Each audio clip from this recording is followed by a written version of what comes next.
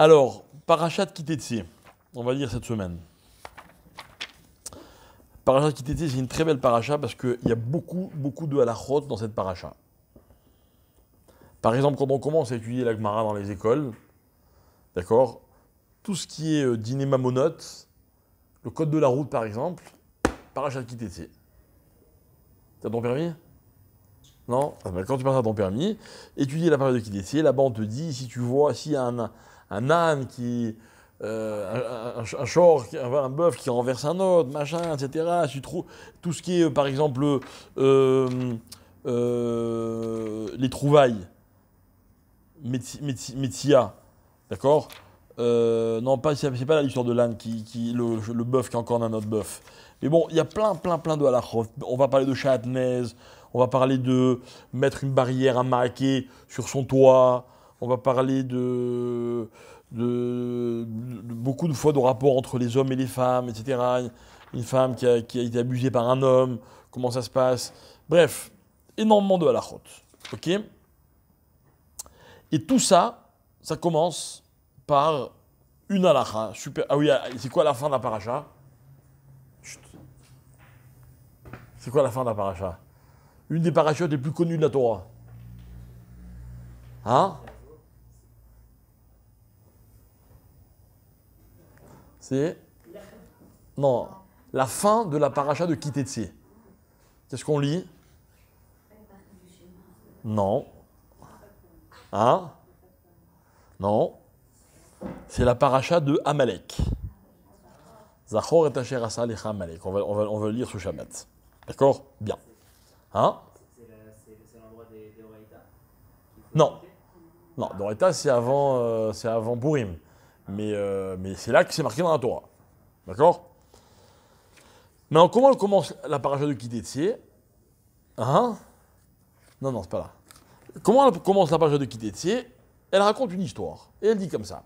Kitetsé la milchama lo ivecha, lorsque tu iras en guerre contre ton ennemi, et que tu vas gagner, tu vas ramener des prisonniers.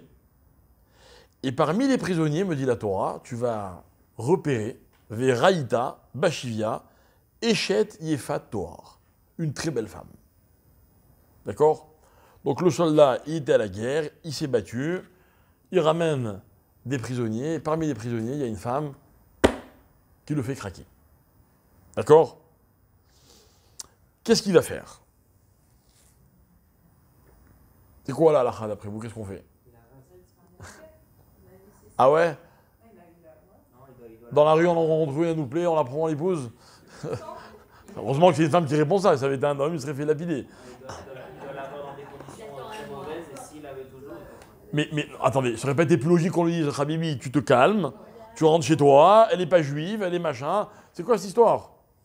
D'accord ? Donc apparemment, on voit que la Torah, elle connaît l'homme. Ok ? Elle sait très bien que l'homme, si tu lui dis non, ne soyez pas aussi dur. Mais si tu lui dis tu peux pas, il va vouloir encore plus. Donc on lui dit, tu sais quoi, tu peux. Mais voilà dans quelles conditions. La Torah, elle dit, tu l'amèneras dans ta maison, tu lui raseras la tête, elle se laissera pousser les ongles. Faut croire que c'est moche, d'accord ? Je dis ça au cas où il y a des gens qui hésitent, quoi. Ouais, un mois. Hein. Ouais. D'accord ? Elle enlève ses vêtements avec lesquels elle a été capturée, donc ses vêtements civils, ok ? Et donc on lui mettra des vêtements moins beaux. Et la Torah, elle dit comme ça. Et elle sera installée dans ta maison et elle pleurera son père et sa mère pendant un mois. Après ça, si tu veux, tu l'épouses. Si tu veux pas, tu lui rends sa liberté. D'accord ? Tu ne la feras pas souffrir, etc., etc. C'est-à-dire qu'on pense quand même à cette femme, c'est pas un objet, ok ? Si jamais elle est prisonnière, mais si jamais toi tu veux, entre guillemets, l'épouser, donc que ça devienne ta femme, tu l'épouses pas, tu lui dois des égards. C'est plus une prisonnière. D'accord ? On voit que quoi ? Que en fait, on va dire à l'homme, tu peux l'épouser, mais tu attends un mois. Et pendant un mois, hein, genre tu vas voir tous ses défauts. Tu vas la voir sans cheveux. D'accord ? Genre en foulard, quoi. D'accord? Non, je plaisante. Tu vas voir si vraiment elle te plaît toujours. Ok? Très bien. Première halakha. Deuxième halakha, c'est quoi? Non. Après l'histoire de cette femme-là. Non. Ses ongles. Après l'histoire de cette femme-là. D'accord? La deuxième halakha que la Torah nous donne, elle nous dit comme ça. Lorsqu'un homme aura deux femmes.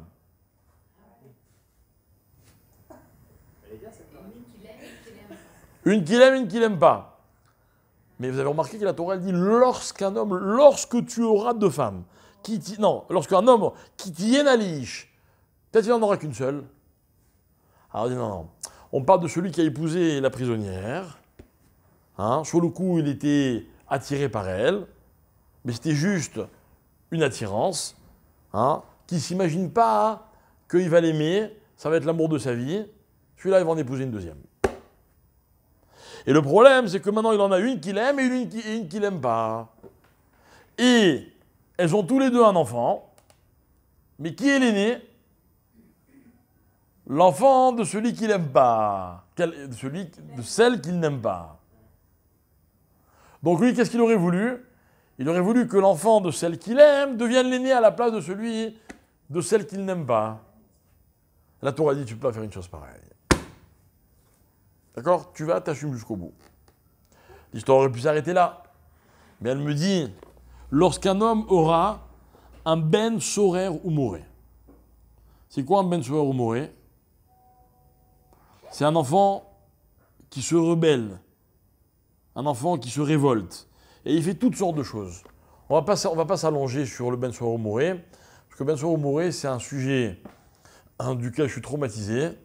Parce qu'un jour, il y avait, comme ça, j'ai donné un cours un jour quelque part, il y avait un monsieur, pendant très longtemps, j'ai essayé de le faire venir dans les cours de Torah, parce que je voulais qu'il se rapproche un peu. D'accord? Il venait pas, manque de bol. Il vient au cours, le soir où je fais un cours sur Ben Soro Moré, il a insisté il y a 10 minutes, il est parti, il m'a dit, écoute-moi, ta Torah, ça ne me convient pas du tout. C'est vrai, c'est terrible l'histoire du Ben Soro Moré.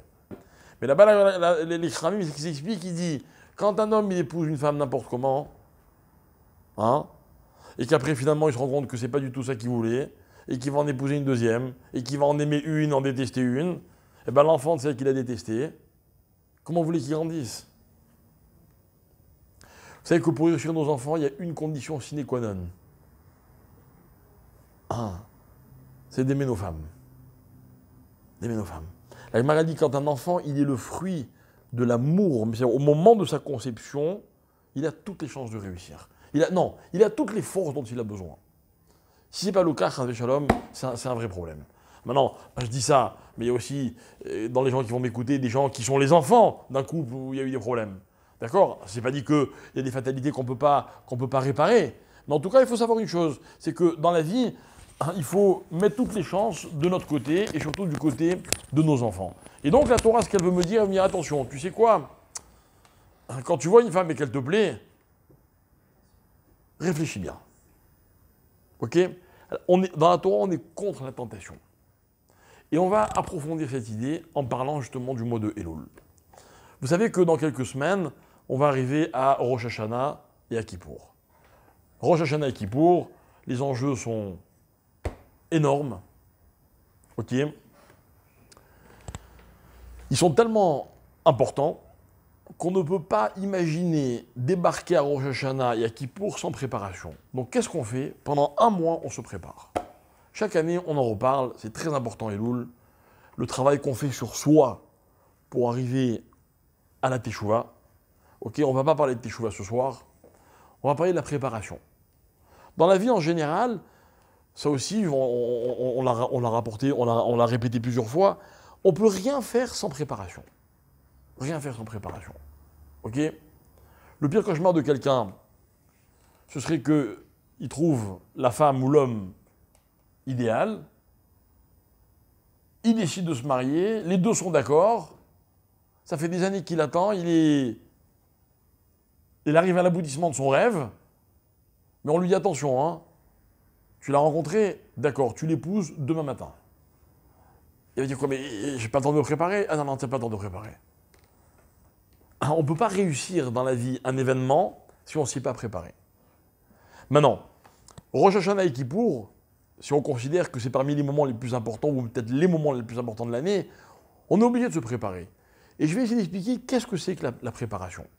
Ok?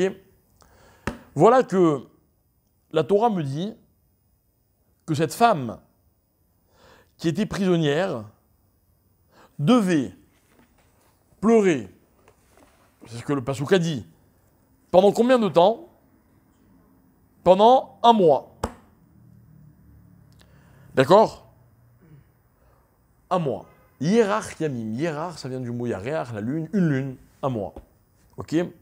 Le Midrash, il dit Dahi Yarcha de Elul. Ah, il y a un mois, eh bien le mois de Elul. Cette femme-là, elle devra pleurer pendant le mois de Elul. D'accord?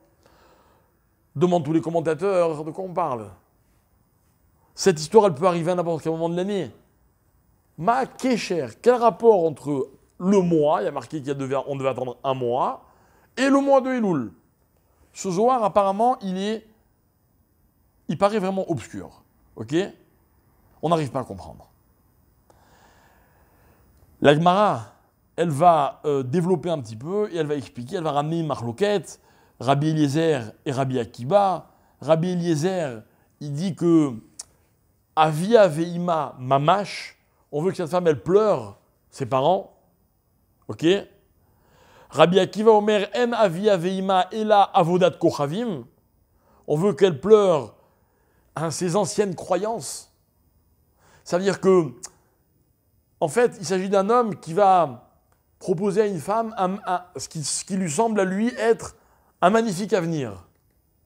D'accord? Et elle, au lieu de sauter les pieds joints, non, elle regrette son passé. Et l'homme, il va devenir fou, il va dire, mais je comprends pas, je te propose 1000 fois mieux que ce que tu avais. Vous savez que c'est une règle, ça, dans les mariages. D'accord? Tous les couples qui se marient, d'accord? Dans tous les couples qui se marient, tous les conjoints sont persuadés que ce qu'ils ont proposé à l'autre, c'est beaucoup mieux que ce qu'ils avaient avant. D'accord? Et c'est un grand choc de se rendre compte que l'autre, il croit que ce qu'il avait, c'était beaucoup mieux que ce qu'on lui propose. Ok? Mais c'est vrai, c'est logique. Mais là, on veut qu'elle le montre pendant un mois. Ok? Alors, tout ça, il faut que ça dure un mois. Pourquoi il faut que ça dure un mois? Alors, on va expliquer, on va raconter une histoire que vous connaissez, qu'on a rappelée un grand nombre de fois, qui est une histoire dans notre patrimoine, sans doute l'une des histoires les plus significatives. C'est l'histoire de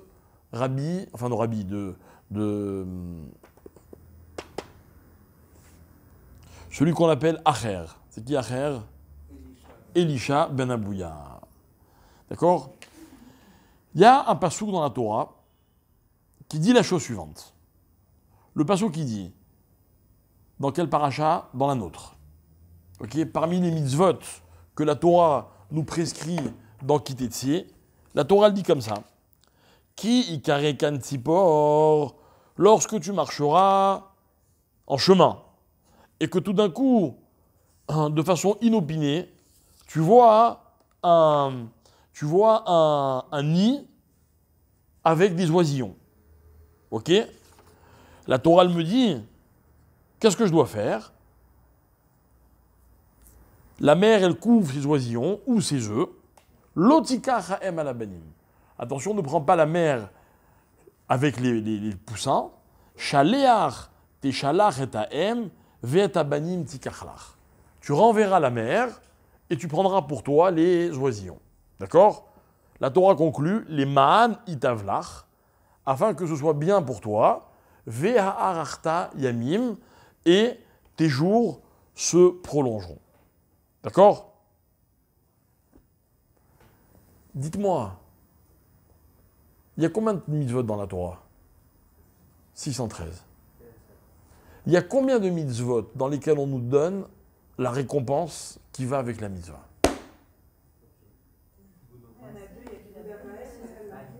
Kibud Avayim et celle-là. C'est quoi la récompense de ces deux mitzvot? Très bien. La Gemara elle dit, traité de Choulin, page 142. La Gemara elle dit, Un jour, il est arrivé qu'un enfant se promenait dans la forêt avec son papa. Ils ont vu un nid avec des oisillons. Le papa dit à l'enfant, monte, va chasser la mer, amène-moi les oisillons. Et la Gemara, elle dit, Allah, shalach et ha'em, lakach et ha'banim, ou bechazarato, nafal vamet. Il a fait ce que son père lui a demandé. Il est monté, il a choisi, il s'achète les oisillons, il va pour les ramener à son père, il tombe et il meurt. Il a fait 2 mitzvot. Les 2 mitzvot sur lesquels on nous donne la récompense, qui est le prolongement de la vie. Quels sont ces mitzvot? Il a honoré son père et il a chassé la mer pour prendre des oisillons. D'accord? Echan arichut yamav shelze, ve'echan tovato shelze. Parce que le passage qui dit les man itavlach, pour que ce soit bien pour toi et que tes jours se prolongent. Où est le prolongement de la vie? Où est le tov? Il est mort. Écoutez bien la réponse. Et là, les ma'ane arichun yamecha be'olam shekulo aruch ou les ma'ane itavlach le olam shekulo tov. Non. Vous comprenez que là on vous parle de Ya'arichou, ça veut dire arichut, c'est quoi arichut? C'est une longévité. Et on vous parle de l'eman yitav, de tov.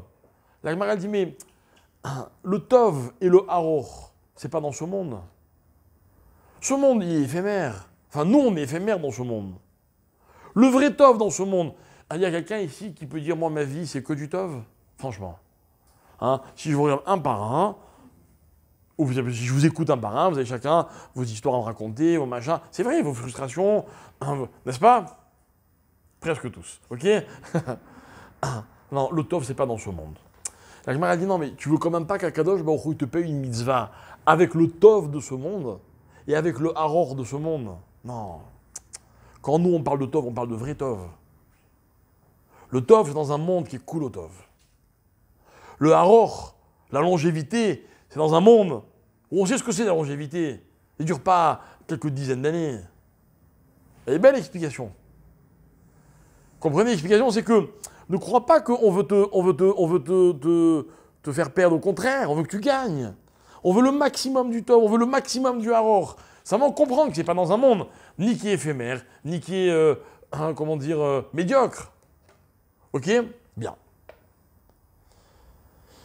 Rabbi Yaakov Raham et Orazé. Les Chachamim racontent qu'il y avait un Rav qui s'appelait Rabbi Yaakov dans la Gemara. Quand il a vu cette histoire, il a dit, ah, j'ai compris. En fait, Schar mitzvah behayalma leka. Il y avait 2 mitzvot sur lesquels on nous disait qu'il y avait une récompense, a priori dans ce monde. Toi, tu viens et tu m'expliques, non, ces 2 récompenses, c'est Tov et Aror. Donc, c'est dans un monde qui est Tov et dans un monde qui est Aror. Ah, donc, dans ce monde-là, il n'y a aucune récompense pour aucune mitzvah. Et Rabbi Yaakov, il accepte cette idée-là. Vous l'acceptez, vous? Non? Dommage. Ce que je vous dis tout de suite, c'est pas négociable. C'est pas négociable. Eh bien justement, c'est ce que je dis. Voilà, il fait une mitzvah, il aurait dû avoir une récompense. On lui dit non, non, c'est pas maintenant la récompense. Quand vous faites une mitzvah, mes chers amis, ne croyez pas que vous allez toucher une récompense maintenant. Il y a une explication très simple à cela. C'est que dans ce monde-là, mes chers amis, on n'a pas de quoi vous payer. On n'a pas. Le monde ne contient pas ce qui vous revient pour une mitzvah. Vous voulez quoi, qu'on les brade? Rappelez-vous l'histoire, l'exemple que donne le Rav Dessler. Il dit, c'est un type qui gagne à la loterie. On lui donne un chèque de $1 milliard. Et il lui faut un timbre. Il veut annoncer à sa mère qu'il a gagné au loto. Il va à la poste, on lui dit, j'ai pas de monnaie. Il dit, écoutez, c'est pas grave, prenez ce chèque, gardez la monnaie, donnez-moi un timbre. Il dit, mais ya Habibi, un timbre contre un chèque de $1 milliard, c'est pareil. La personne qui dit à Hachem, écoute, contre cette mitzvah, donne-moi ceci. Il va lui dire, mais je peux pas, j'ai pas les moyens. Dans ce monde, on ne peut pas te payer. Donc la récompense, c'est ailleurs qu'elle est prévue. D'accord? Gemara de Choulin, page 142. Ok? Malheureusement, pas tout le monde n'a compris cette histoire comme ce fameux Rabbi Yaakov. Amar Rav Yosef. Il m'allait d'archer acher. Les haïkera que Rabbi Yaakov, lochata. Si ce fameux acher, Elisha ben Abouya, il avait expliqué ce verset dans lequel on promet une récompense, comme Rabbi Yaakov, que ce n'est pas dans ce monde, il n'aurait jamais fauté. Et pourtant, Dieu sait s'il a fauté. Et pourquoi on parle de lui aujourd'hui? On parle de lui aujourd'hui parce que Acher Elisha ben Abouya, par définition, c'est un homme qui ne pouvait pas faire teshuva. Et c'est suffisamment étrange pour qu'on le souligne. On ne savait pas que ce moussag, que ce concept pouvait exister. Qu'un homme ne peut pas faire teshuva, on n'a jamais vu un truc pareil. Tout le monde peut faire teshuva. Ah non, pas Acher. Rappelez-vous les tentatives que va faire Rabbi Meir, son élève, pour le faire revenir sur le droit chemin. Il va dire, je t'en supplie, reviens, il y a marqué que tout... Et non, c'est pas pour moi. Impossible. Et il ne fera jamais teshuva, Elisha ben Abouya. Et Rav Yosef, il dit, purée, quel dommage. Il aurait expliqué le passou comme Rabbi Yaakov, il n'aurait jamais fauté. C'est tout, c'était la différence, elle était toute petite. Alors nous, on reste avec une question. La question, c'est quoi?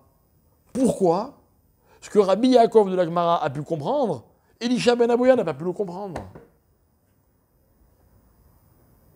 Ça vous est déjà arrivé de parler avec quelqu'un de Torah, de religion, et vous devenez fou parce qu'il ne peut pas comprendre. Il n'arrive pas à comprendre. Enfin, on ne sait pas s'il n'arrive pas ou s'il n'essaye pas, mais il ne comprend pas. Ou si voilà. Mais pour vous, c'est tellement limpide. Elle est où la différence? Elle est où la différence? La Gemara, dans Chagiga, elle explique la différence. Elle dit quelque chose de terrible. Donc, fâchez pas, hein. C'est vrai, si quelqu'un m'écoute et qu'il le prend mal, hein, c'est dommage. La Gemara, elle dit Amrou alav al acher. Voilà ce qu'on disait de cet homme-là. Besha'a shaya omed mi bet amidrash, arbe sifre to'in noshrin micheko. Elisha ben Abouya, quand il allait à la yeshiva, sous son manteau, il avait des livres. Des livres qui étaient porteurs d'un message différent de ceux de la Torah. Appelez ça comme vous voulez, je ne sais pas moi. Des sciences étrangères, de la philosophie, je ne sais pas.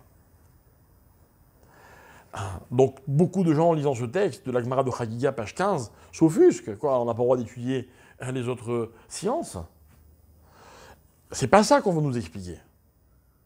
Même s'il faut être extrêmement prudent, mais on va essayer de nous expliquer autre chose. Ok? Ce qu'on va essayer de nous expliquer, je voudrais vraiment qu'on le conçoive parfaitement. Il y a un pasouk dans le livre de Michelet. Vous savez, j'aime bien citer Michelet dans ce genre de sujet. Pourquoi? Parce que Michelet, ça a été écrit par Shlomo Ameler, Chacham Mikol Adam. Vous voyez, laissons les intelligents parler d'intelligence. Et que disait Shlomo Ameler? Reshit Chochma, Kana Chochma.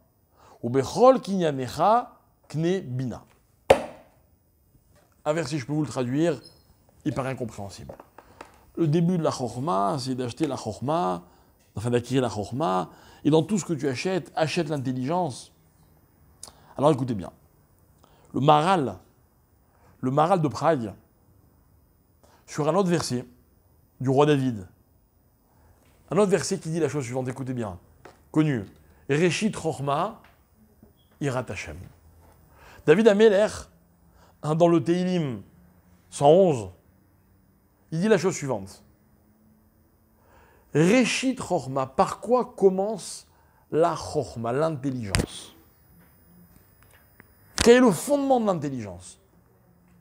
Irat Hashem, la crainte de Dieu. Mais quel rapport? La crainte de Dieu, c'est beau, c'est une bonne mida, c'est une grande mitzvah, c'est tout ce que vous voulez. Mais quel rapport avec l'intelligence? Quoi, celui qui ne craint pas Dieu ne peut pas être intelligent? Là, on a une définition de l'intelligence. Le Maharal, vous savez que parmi les intelligents, il a une place de choix. il est toujours d'une extrême profondeur dans ses explications. Et il va rentrer au fond de cette histoire, il va avec un exemple très simple. Très simple. Il va nous éclairer sur ce que veut dire à la fois le roi David et le roi Salomon. Il y a une halakha. Il y a une halakha qui dit la chose suivante, c'est connu. Amar Rabbi Hanina, à propos d'un verset qui dit chez moi ben achechem, etc. Amar Rabbi Hanina, Azhara la Dayan. Attention, mise en garde à tous les juges. Vous savez, tous les juges c'est qui? Des fois c'est vous et moi. Vous allez comprendre. Shelo Ishma Baaldin, Kodem Sheyavo Baaldin Chavero. De ne jamais écouter un antagoniste avant que l'autre antagoniste soit présent. Voilà, il m'est arrivé, quand j'étais en France cet été, j'étais en France quelques jours, et on a passé quelques jours avec des grands rabbinim dans un séminaire d'études pour se ressourcer un petit peu, et est arrivé à ce séminaire, donc c'est dans les Alpes, une délégation d'une grande ville de France, dans laquelle il y a une grande communauté, il y a des institutions, notamment il y a une yeshiva, et dans cette yeshiva, il y a un problème, d'accord, sur la direction de la yeshiva, à qui appartient la yeshiva, etc. Il y a un des directeurs qui veut vendre le bâtiment pour pouvoir faire je sais pas quoi, l'autre qui veut surtout pas qu'on vende. Bon, ok, il faut trancher. Ils m'ont demandé de m'impliquer dans cette histoire, peu importe pourquoi, parce qu'en fait, à l'origine, il y avait mon père qui était impliqué, bref. Écoutez bien l'histoire. Ils sont venus voir le Rav Mordechai Gross. Rav Mordechai Gross, c'est un Rav de Bnei Brak, c'est un Dayan. C'est un vrai Dayan, dans le sens où une grande partie de son temps, il le passe à justement gérer des différents financiers. Et il commence à parler. Et il lui disent, voilà. Alors, si vous voulez, il y a une délégation qui est venue, mais une délégation qui fait partie de ce qu'on appelle un des deux tzdadim. Comment on dit un tzad en français? Un des partis, voilà. Ok? Une des parties, pardon. Élection et tout. Alors, il dit, voilà, nous on voudrait, en fait, que le deuxième vienne et on s'assoit tous ensemble, on fait un beddin, que le ravi tranche, machin, etc. Et il commence à raconter l'histoire. Alors le ravi leur dit, attendez une seconde, que ces choses soient bien claires. Vous avez deux possibilités. Ou vous me racontez rien, et vous ramenez l'autre, je sais pas comment, et on fait un beddin. Ou vous me racontez l'histoire, je peux vous donner un avis, mais en aucun cas je pourrais être le dayan. Il faudra trouver un autre beddin pour trancher et trouver une solution à votre problème. Pourquoi? Parce que Amar Rabbi Hanina, Azara la Dayan, Shelo Ishma Baadin Kodem, Sheavo Baadin Chavero.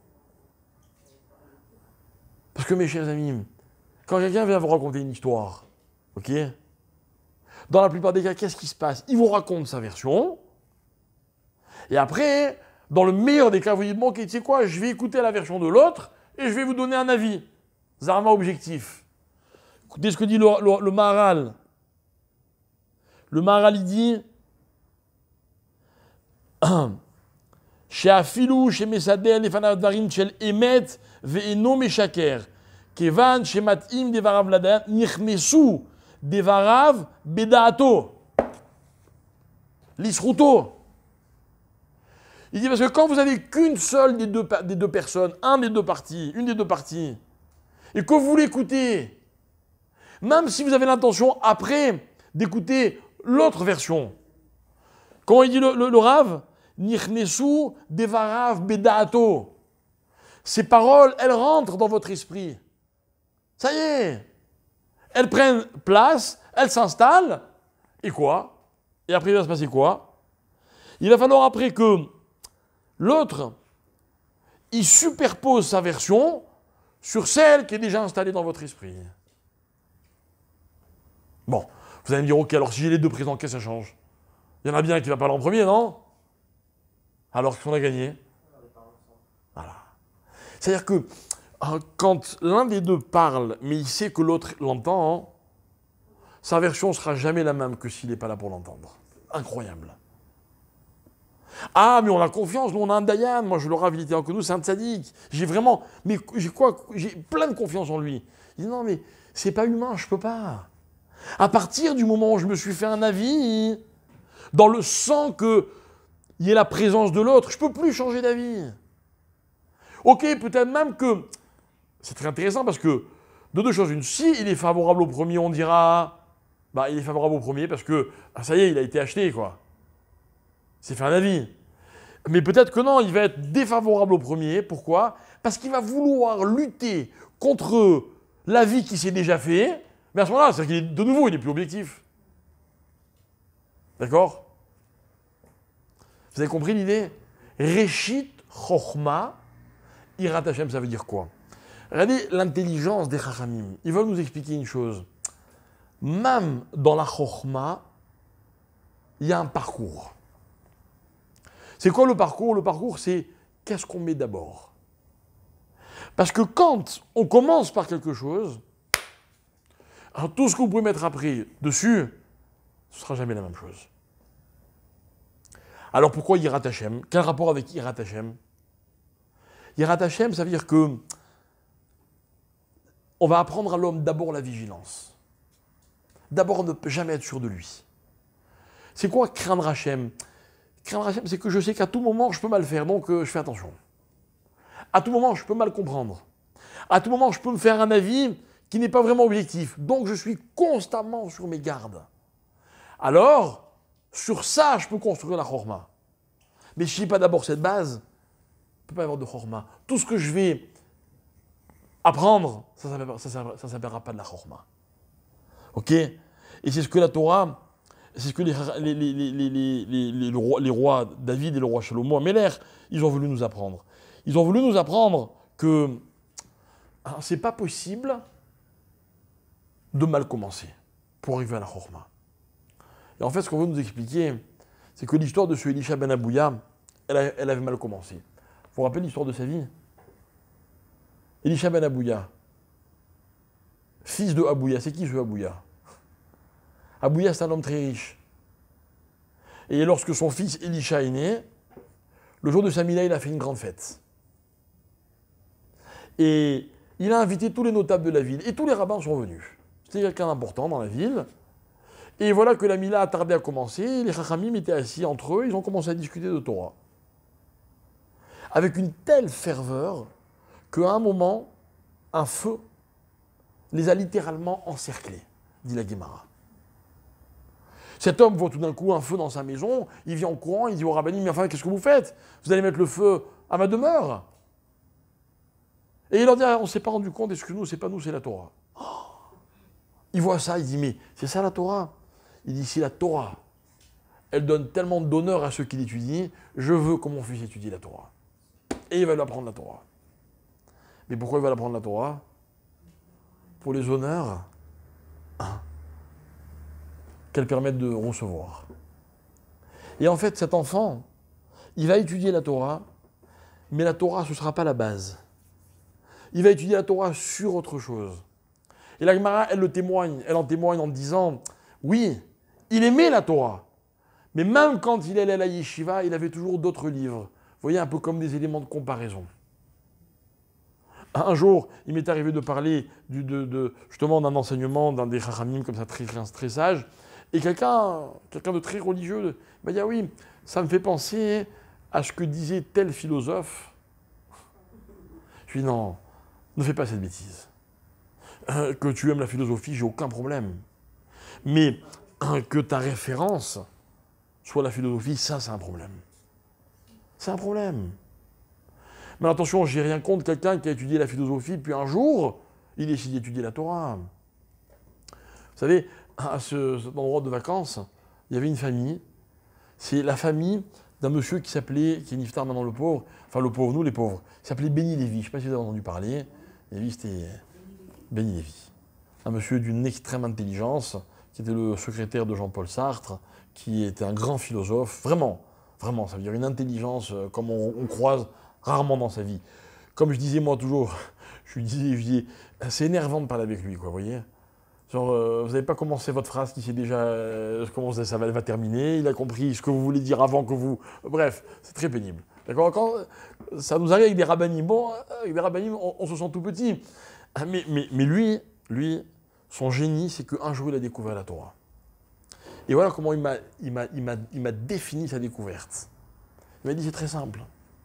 Il m'a dit, un jour, j'ai découvert que mon horizon n'était que le commencement du véritable horizon.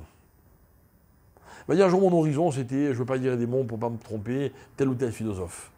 Et un jour, j'ai découvert Rabbi Akiba, et le Rambam, et le Maharal, et le ceci, et le cela. Et je peux vous dire une chose, c'est que c'était l'un des élèves qui avait le mieux compris notre maître, le Rav Shapira. Il y avait entre eux une amitié, quelque chose d'incroyable. D'incroyable. Et le pauvre, il est mort pendant la fête de Sukkot, et le Rav était présent à son enterrement, et le Rav était extrêmement malheureux de ne pas pouvoir faire de espède. Tellement il avait envie de dire du bien de lui. D'accord? Donc voilà un homme qui a étudié la philosophie et qui, bien plus tard, un jour, a découvert la Torah. Mais la Torah, pour lui, elle a été une façon de recadrer tout ce qu'il savait avant. C'est très rare. Il faut pour ça une honnêteté et des capacités intellectuelles qui sont extrêmement rares. Mais c'est un risque qu'il ne faut pas courir. Vous savez, moi je me rappelle, quand j'avais 13-14 ans, le grand sujet à l'école, mes copains de classe, etc., c'était est-ce qu'on allait, après les 14 ans, on avait le choix soit d'aller à la yeshiva et de ne faire que des études de Kodesh, soit de continuer dans un lycée où on faisait et du Kodesh et du Chol. Et mon père, il m'avait dit non, il faut faire que du Kodesh. Alors un jour, il y a un petit copain à moi qui est venu me voir, il m'a dit écoute, mes parents, ils aimeraient bien parler à ton père, parce qu'ils ne sont pas du tout d'accord avec lui, mais comme ils savent qu'il a décidé que toi, tu irais à la yeshiva, hein, donc ils se disent qu'il y a sûrement quelque chose d'intelligent. Il faudrait que ton père leur explique. Et mon père, ils l'avait rencontré. Et je me rappelle, enfin, je me rappelle qu'après on en avait parlé beaucoup de fois, il a toujours dit ça. Il a dit oui, il a dit j'ai rien contre les études. Ok, j'ai rien contre les études. Mais il n'y a pas plus beau que de faire des études sur une base de Torah. Et il avait dit aux parents, je peux vous dire une chose, c'est que si votre enfant il va à la yeshiva et qu'après il veut faire des études, vous verrez avec quelle facilité il fera toutes les études que vous voulez. Et moi, je me rappelle, je l'ai testé. À un moment, pendant que j'étais à la yeshiva, j'ai eu envie de reprendre les maths. Et mes parents me payaient une prof de maths une fois par semaine. Et je suis loin d'être un génie, j'étais pas un élève exceptionnel ni quoi que ce soit, normal, ok. En quelques semaines, on a fait le programme de toute l'année, je crois, de 3e. Et la prof, elle était épatée. Et alors, elle me dit, mais comment? Je dis, mais madame, c'est comme la Gemara. Ça ressemble beaucoup à la Gemara. Ah oui, c'est vrai, bravo, c'est vrai. Elle était impressionnée. Mais j'ai pas de mérite, c'est vrai. Hein, mais je ne parle pas maintenant d'une gymnastique intellectuelle. En fait, non, il ne s'agit pas, encore une fois, de capacité intellectuelle. En fait, c'est la chokhma, c'est ce qui ouvre les yeux de l'homme. Mais si au contraire, la chokhma, ça devient une matière qui empêche l'homme d'être objectif, comme par exemple un dayan qui écoute la version d'une personne avec beaucoup de bienveillance, avec beaucoup d'intelligence, il comprend vraiment ce que l'autre vit. Ben après, il ne peut plus comprendre l'autre, c'est plus possible. Vous comprenez? Il est plus objectif, il est plus neutre. C'est-à-dire qu'on n'est plus dans Réchit Chokhma. Or, le passouk de Shlomo Ameler dans Michelet, c'était Réchit Chokhma Kene Chokhma. C'est-à-dire que tu veux arriver à la Chokhma, au début de la Chokhma, commence par la Chokhma. C'est celle qui va te permettre de tout comprendre. Bien. Maintenant, pourquoi la Torah? C'est pas le sujet. Je ne suis pas en train d'essayer de vous convaincre qu'il faut d'abord enseigner la Torah, même si je le pense avec beaucoup de conviction. Mais en tout cas, vous avez compris l'idée. Ok? Bien. La Torah me raconte une histoire. L'histoire, vulgairement en français, vous savez comment elle s'appelle? Elle s'appelle l'histoire d'un coup de foudre. C'est l'histoire d'un homme qui voit une femme et tombe fou amoureux d'elle. Ça arrive? Ça arrive. Des fois même, attention, des fois même, c'est pas c'est pas violent. Mais il y a des sentiments qui se développent, etc., etc. Et quoi? Et en général, quand on a des sentiments, on ne peut plus être objectif, c'est pas possible. Ok? Bien. Cet homme, il est tombé amoureux d'une femme, il est tombé amoureux de la femme dont tu n'aurais pas dû tomber amoureux. Vient la Torah avec toute sa psychologie, elle dit j'ai deux possibilités. Ou bien je lui explique que c'est pas la bonne, et quoi? Il va s'accrocher. Ou bien je dis, tu sais quoi, épouse-la. Mais, à une condition. Écoutez bien. C'est que cette première impression-là, qui est finalement une impression très superficielle, il l'a juste entrevue dans une cohorte de prisonniers, eh bien, elle soit cassée par une autre première impression. Avant de l'épouser, c'est un truc de fou, hein. On n'avait jamais vu dans la Torah, et on ne le verra jamais ailleurs, hein, qu'on permet à un homme de faire habiter une femme qui n'est pas la sienne dans sa maison. Truc de fou. Truc de fou. Chez nous, quand on était fiancés, enfin quand on est fiancés, d'accord, je parle pour ceux qui ne sont pas encore mariés, on n'a même pas le droit de dormir sous le même toit. Ok? Je me rappelle, moi, les fois où ma femme, quand on était fiancés, venait dormir chez mes parents, il fallait dormir chez les voisins. D'accord? On n'aime pas les ambiguïtés chez nous. Ok? Bien. Et là, on lui dit, prends-la dans ta maison pendant un mois. Un mois, c'est long un mois. Vient le Zohar et me dit, ah ben c'est le mois de Elul. Mais quel rapport avec le mois de Elul? Alors écoutez bien mes chers amis, voilà. Je vais expliquer ce que c'est Elul, vous allez tout comprendre. Elul, c'est quoi la Teshuvah? Hier après-midi, très très brièvement, j'ai donné une petite explication qui n'engage que moi à propos de la Teshuvah. J'ai dit, vous savez, dans la vie, on veut tous être parfaits. On aimerait tous faire les choses de la meilleure façon possible. Je ne peux pas croire que quand vous faites quelque chose, je ne sais pas moi, que ce soit un plat cuisiné, un dessin, un créneau, ce que vous faites, quoi, n'importe quoi, hein, vous ne voulez pas le faire de la meilleure façon possible. Bien sûr que vous voulez faire on aime tout réussir. Quand vous commencez une prière, vous dites, allez, je vais bien la faire avec Kavana. Après, peu importe. Mais à l'origine, on veut. Et puis surtout, on voudrait retrouver dans tout ce que l'on fait ce que l'on pense être. Ok? Et si le résultat de ce que vous faites, c'est médiocre, c'est très mauvais. De deux choses, ou dira, aucun rapport avec moi, hein, grande frustration. Ou alors non, c'est tout ce dont je suis capable, encore pire. Écoutez bien, la Teshuvah, parce que moi un jour je me suis demandé, je me suis dit, bon mais, voilà, il y a des rabbinim, ok? Sur quoi ils font Teshuvah? Franchement.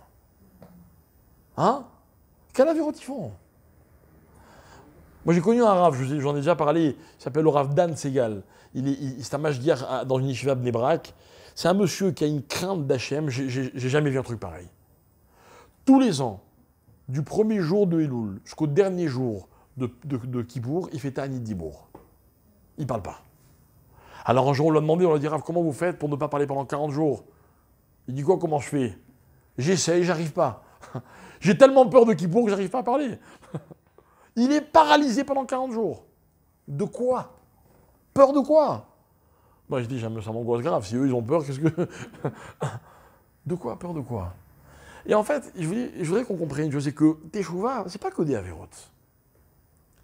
La Teshuvah, c'est un moment extraordinaire dans l'année, dans lequel on va faire le point entre ce qu'on aurait voulu être, la façon dont on aurait voulu faire les choses, et ce que concrètement on a été.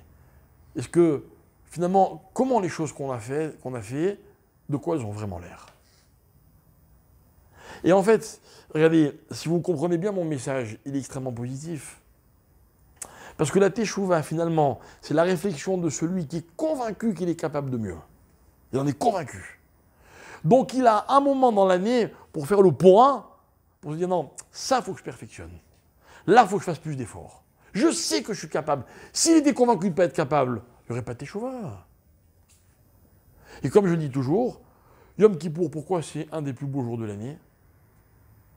Parce que ce que l'on fait tous à Kippour, c'est héroïque. C'est héroïque. une 24 heures sans manger, sans boire, bon, ok, ça on le fait d'autres fois, mais que prier? On se détache de tout le reste de notre vie. On n'est que dans la rouhaniout. C'est magnifique. Et on se rapproche de Dieu, et vous le sentez, je suis sûr, dans la prière, heure après heure, comment notre ferveur, elle s'intensifie, comment on a l'impression vraiment de s'élever, quoi. Ben, résultat, les Juifs adorent Kippour. Alors que c'est une journée on devrait détester, dans laquelle on demande pardon, et on fait, comment on dit, amende honorable de nos fautes, et machin, ça. Non, ça n'a rien à voir, c'est ce que les autres font. Chez nous, c'est pas comme ça. On n'est pas dans la... Comment on dit... Voilà, ok. On est juste dans l'envie de faire aussi bien que ce qu'on est capable. D'accord, maintenant j'ai un problème, c'est que dès que Kippour termine, qu'est-ce qui se passe? Toutes mes bonnes résolutions s'envolent. Peut-être pas le soir même, hein. Des fois même juste avant la fin de Kippour. Bon, bref, des fois ça dure pas très longtemps, c'est frustrant. Alors écoutez bien, viens Elul pour m'aider à cela. Et moi je vais vous expliquer, maintenant attention, jusque-là c'était sympathique, j'étais gentil, très positif, maintenant on va être un peu dur, parce que c'est quand même Elul quoi. Écoutez bien, c'est quoi se préparer à Rosh Hashanah et Kippour? C'est que dans la vie, si on veut se perfectionner, si on veut s'élever, il y a un moment où on est obligé d'évacuer tout ce qui nous empêche de nous élever. Prenons un exemple. On va prendre un exemple simple qui fâche personne, qui nous concerne à tous. On va parler du Lachon Hara. Vous dites du Lachon Hara, vous? Oui, vous dites du Lachon Hara. Je ne sais pas, je ne peux pas témoigner, mais je sais que je vous en dites. D'accord? Bien. Ça ne vous arrive pas dans la journée ou dans la nuit ou je ne sais pas quand de vous dire « Allez, ça y est, il faut que j'arrête, c'est bon, je n'arrête pas de parler des autres, c'est pas bien. » Non, tout le monde se dit ça. Hein, et pourquoi on n'arrive pas? Je voulais vous dire pourquoi on n'arrive pas. On n'est pas capable de faire le vide. Hein, parce que finalement, changer, c'est évacuer, c'est extraire de moi tout ce qui ne va pas. Ah oui, ça c'est beaucoup plus difficile. Je voulais vous dire, c'est tellement difficile qu'en un Kippour, c'est pas possible. Il faut que je commence 40 jours avant pour avoir des chances d'y arriver. Vient la Torah, elle me dit, tu sais, dans la vie, ce qui compte, c'est le commencement. Reshit Chochma Yirat Hashem. D'accord? Essayons de nous imaginer que dans quelques jours, lorsqu'on va arriver à Rosh Hashanah, on va vivre le Reshit Hashanah, le début de l'année. On repart à zéro. Magnifique. C'est beau de repartir à zéro à Rosh Hashanah. Hein, c'est comme le jour de votre anniversaire. Maintenant, si en plus votre anniversaire il est la veille de Rosh Hashanah, je ne vous dis pas le départ de Rosh Hashanah. Je vous dis ça parce que c'est mon cas. Mais bon, j'ai rien fait pour. Ok? Maintenant, hein, vous arrivez, vous démarrez quelque chose. Hein, c'est beau. Démarrer quelque chose, je regarde. Reshit Chochma, Kene Chochma. Reshit Chochma, Yirat Hashem. Reshit, hein, le Maharal qui m'explique, attention, hein, ne te fais pas une idée avant de pouvoir écouter les deux. Ça veut dire quoi? Vous voyez, c'est avoir une feuille vierge. C'est-à-dire qu'il n'y a pas des habitudes qui viennent me conditionner et m'empêcher d'être ce que j'aurais voulu être. Voilà, mes amis, le grand combat de l'homme, c'est quoi? C'est le combat entre les aspirations dont il sait qu'il est capable et les habitudes dont il n'arrive pas à se débarrasser. Yerach Yamim, ce mois dont il est question, c'est un mois dans lequel cette femme, on va lui demander de pleurer, de regretter ce qu'elle a quitté. D'accord? Maintenant, le juge, c'est l'homme. À la fin de ce mois, il va décider s'il épouse ou pas. Et il va voir. Si, dans ses pleurs, elle regrette, il va lui dire, bon, tu sais quoi, rentre chez ta mère. Si pour pleurer toute ta vie, je n'ai pas besoin. Mais si au contraire, peut-être que le regret, il a une autre connotation, il va dire, oh là là, comment j'ai pu faire Avodah Zarah? Maintenant que je vois la vérité, qu'est-ce que je regrette? Tout ce que j'ai raté. J'ai un jour un homme qui a fait Teshuvah. Il m'a dit une phrase magnifique. Il m'a dit, depuis que je fais Teshuvah, je me sens tellement fort. Mais j'ai aussi tellement de peine pour tout le temps qui est passé dans ma vie. Et que j'aurais pu exploiter pour étudier la Torah. Je lui dis, vous voyez, ce regret-là, c'est une source d'énergie. Source d'énergie, c'est l'histoire de Rabbi Akiba. Rabbi Akiba, 40 ans, et il commence à zéro. Ce Rabbi Akiva, c'est lui qui va dire cette femme, on veut qu'elle pleure la Avodazara. Il dit, oh là là, comment j'ai pu faire Avodazara? Mais évidemment que si c'est le cas, eh ben, cet homme, il va se faire une nouvelle idée d'elle. On n'est plus dans la même histoire. Voilà ce que c'est ce mois-là, Yareach. Pourquoi le mois, c'est comme la lune? Parce que la lune, elle commence de zéro, on est le premier du mois, et elle retourne à zéro, on est à la fin du mois. Et nous, on a un mois dans l'année du Zohar. Yareach, Yarchad et Elul. On a un mois dans l'année pour recommencer à zéro. C'est pour essayer d'extraire, d'évacuer tout ce qui fait partie de nos mauvaises habitudes. Alors je dis loin, je ne suis pas du tout de ceux qui disent qu'il faut tout changer, loin de là. Il y a beaucoup de choses qu'il faut savoir garder, mais il faut être honnête. Faire un vrai point. Et il faut admettre qu'il y a des choses qu'il faut vraiment changer. Repartir sur une feuille blanche. Rabbi Yaakov, dans la Gemara, il est l'exemple de celui qui a dit « Ah, il n'y a pas de récompense dans ce monde. Ah, d'accord, ok, j'ai compris. » Et Elisha ben Abouya, il n'a pas réussi à se le dire. Et Rav Yosef s'en plaint. Il dit « Ah, quel dommage. » S'il avait été capable de lire cette Gemara et de dire « Ah, maintenant je comprends. » Et non pas « Non, cette histoire, elle vient s'entrechoquer contre tout ce que je sais d'avance. » Vous voyez? C'est quoi l'histoire de Elisha ben Abouya? On lui dit que l'enfant, il est censé avoir une vie longue. Et il voit le contraire. Ah non, il ne peut pas accepter contradiction. Rabbi Yaakov lui dit « Non, mais tu avais juste mal compris le début de l'histoire. » Mais Elisha ben Abouya, il n'arrive pas à évacuer sa première compréhension. Donc il y a une contradiction, donc il y a une révolte. Voilà ce que c'est le travail sur soi. Voilà ce que c'est, mes amis, une préparation. Une préparation, hein, c'est pas comme on croit qu'on construit et on arrive avec cette construction à l'événement. Non, c'est le contraire. Se préparer à un événement, c'est être capable, au moment où on y arrive, d'être tout neuf. Tout neuf. Regardez, quand un khatan et une kala se marient, où on est vraiment dans un vrai démarrage, qu'est-ce qu'ils font juste avant le mariage? Ils font teshuva. Ils font l'amida de Erev Kippour. Ils font le vidouille. Et attends, je redémarre à zéro. Je redémarre à zéro. Si vraiment je veux qu'il y ait un réchid dans ma vie, il y ait quelque chose de nouveau qui prenne forme, il faut que je me débarrasse de tout ce qui est suivi. Alors, le plus dur, c'est de trouver l'équilibre entre les deux. Entre ce qui fait tout ce que je suis, ce que j'ai à garder, ce que j'ai au contraire à développer, à cultiver, et ce dont je dois m'efforcer, au contraire, de me débarrasser. Je n'ai pas de moyens magiques pour y arriver, mais il n'y a qu'en étudiant. Voilà pourquoi je vous invite à revenir à notre prochain cours, si je veux, dans 15 jours. Merci. Bien envoyé, l'histoire des 15 jours. Hein?